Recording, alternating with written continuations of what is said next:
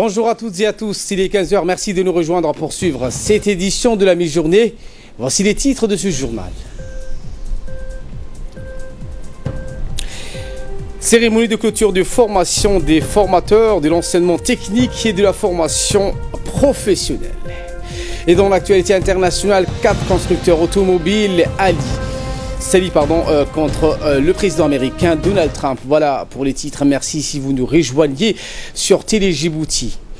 Le secrétaire général du MENFOP, Mohamed Abdallah Mahyoub, a procédé aujourd'hui en fin de matinée au CFEFF à la clôture d'une formation des formateurs de l'enseignement technique et de la formation professionnelle. De nombreux cadres et responsables du MENFOP, dont notamment la directrice générale du centre de formation de l'enseignement fondamental, Mme Aïcha Farah, le directeur général de l'enseignement technique et de la formation professionnelle, Abdelkader Hamad, ont assisté à la cérémonie qui a réuni de nombreux enseignants et formateurs. A noter qu'une vingtaine d'enseignants du lycée industriel et commercial ont suivi le séminaire pédagogique dispensé par M. Romain Thomas, expert français. La formation qui s'est déroulée du 14 au 25 juillet dernier a été soutenue par la direction de la pédagogie du groupe Aftral. Plus généralement, cette formation de formateurs de l'enseignement technique et de la formation professionnelle a porté sur 4 modules, dont la conception des supports pédagogiques, la mise en situation professionnelle, les méthodes d'animation active, les interactions entre lycées et les entreprises, et enfin la pédagogie de la pratique professionnelle.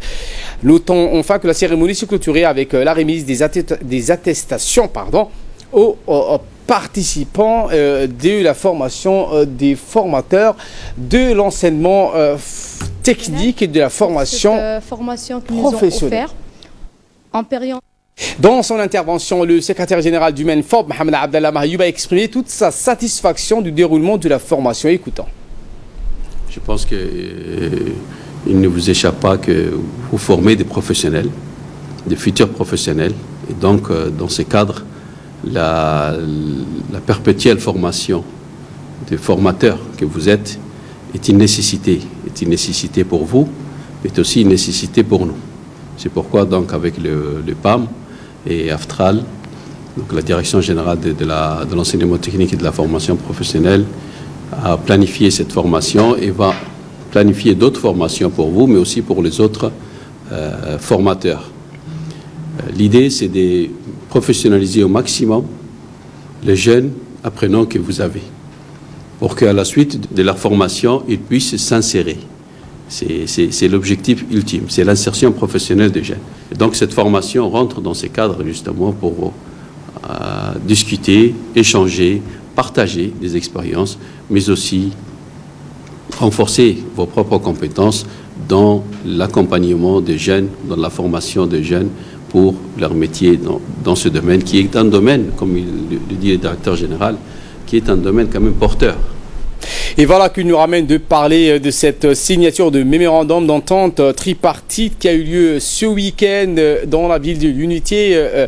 Signature dans le mémorandum d'entente entre le ministère de l'Agriculture, de l'eau, de la pêche, de l'élevage et des ressources halieutiques et la FAO.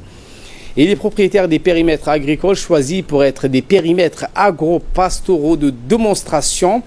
Ils seront donc mis en œuvre selon les directives de la direction de l'agriculture et des forêts et de la FAO avec la méthodologie et une approche pédagogique basée sur le concept de champ école agro-pastorale développé par la facette activité, une des activités phares du projet, qui est le renforcement de la productivité végétale et animale dans notre pays, qui vise donc à spécifiquement améliorer la maîtrise des ressources en eau et l'accès à l'eau en milieu rural. Dans le cadre du projet de renforcement des capacités, la FAO a initié dans le pays de choisir 10 périmètres agricoles de démonstration et 2 par région. Dans notre région, un périmètre a été choisi parmi donc les membres d'As'ela, de la coopérative d'As'ela, et un parmi la coopérative de Ab'aitou. Et en particulier, je voudrais féliciter parce que ce Dabaïtou, c'est une ferme qui regroupe pratiquement toutes les femmes de ce village. Donc, je crois que ce projet va donner des résultats. Et de notre côté, nous félicitons donc la population de ces deux périmètres à travailler, à suivre les conseils donc, des experts. Et à la fin, nous attendons de bons résultats. Écoutons les explications du chef de mission, Dr Falougué, sur ce sujet et un responsable du ministère de l'Agriculture, en l'occurrence M. Mokhtar Mahmoud Wabari. Contient plusieurs activités phares, dont l'une des activités majeures, c'est la mise en place des périmètres agropastoraux de démonstration, comme l'a si bien rappelé M. le préfet adjoint, au niveau du pays, au niveau de chaque région, mais ces périmètres agropastoraux de démonstration vont servir de points pilotes de formation, d'échange, d'amélioration des systèmes de production au niveau de ces périmètres-là. L'expérience montre que, en général, les agroéleveurs, quand ils voient des choses qui sont faites de manière acceptable et de manière professionnelle, ils vont copier plus facilement. Et c'est plus facile pour eux de s'inspirer de ce qui se fait de bien au niveau d'un site que de recevoir des formations, des théories, etc. La conception de ce projet était que les agriculteurs bénéficient de ces formations in situ dans leur propre périmètre, qu'ils le voient de leurs propres yeux ce qui se fait de mieux et qu'ils voient aussi les techniques culturelles utilisées qui ont été expliquées théoriquement, mais maintenant qui vont se faire sur leur propre périmètre. C'est pour cela qu'on a pensé à faire des périmètres, pas des nouveaux, mais sur des périmètres déjà existants, de réaliser des périmètres agropastoraux de démonstration, c'est-à-dire des fermes pilotes ou des champs écoles, où le propriétaire de ce périmètre va bénéficier de la formation, ainsi que ses riverains, c'est-à-dire ses voisins qui sont dans la localité, qui ont des jardins, qui font de l'élevage. On met le cap en Arabie Saoudite où les pèlerins djiboutiens ont quitté Médine vers la ville de Makka afin de poursuivre leur parcours. Ils ont été accueillis et installés par les membres du bureau des affaires des pèlerins à Makka. Il faut rappeler que donc la longueur du voyage, les pèlerins ont été très satisfaits des conditions d'accueil du comité et des appartements qui leur ont été réservés. Également, ils seront dirigés vers la Kaaba pour qu'ils puissent effectuer convenablement leur Umrah avant le début du Hajj. Par ailleurs, les autres pèlerins attendus dans les jours à venir effectueront eux aussi le même parcours. Un mot de sport à présent où l'équipe nationale féminine qui s'envolait cette semaine pour la Mauritanie a été saluée juste avant son départ par le président de la fédération djiboutienne de foot, Souleymane Hassan Wabari.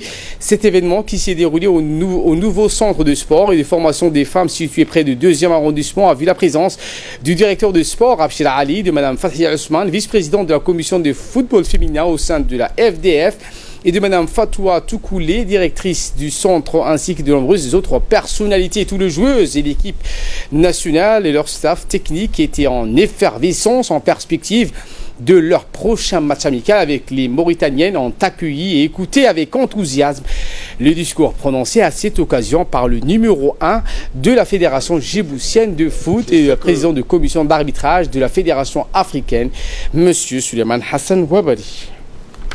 Confiant. Je m'occupe des gardiennes. À vous dire la vérité, elles sont en train de progresser. Donc nous sommes confiants. On a besoin de faire les résultats pour hisser le football djiboutien à une place importante.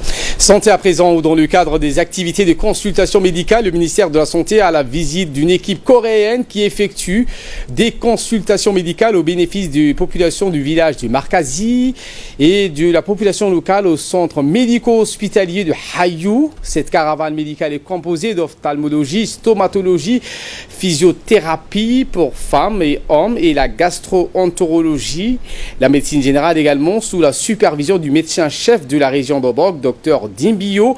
Les praticiens ont démarré les consultations aujourd'hui et se poursuivront jusqu'au vendredi prochain. Une ambulance est mise à la disposition du village de Markazi pour le déplacement des patients vers les CMH.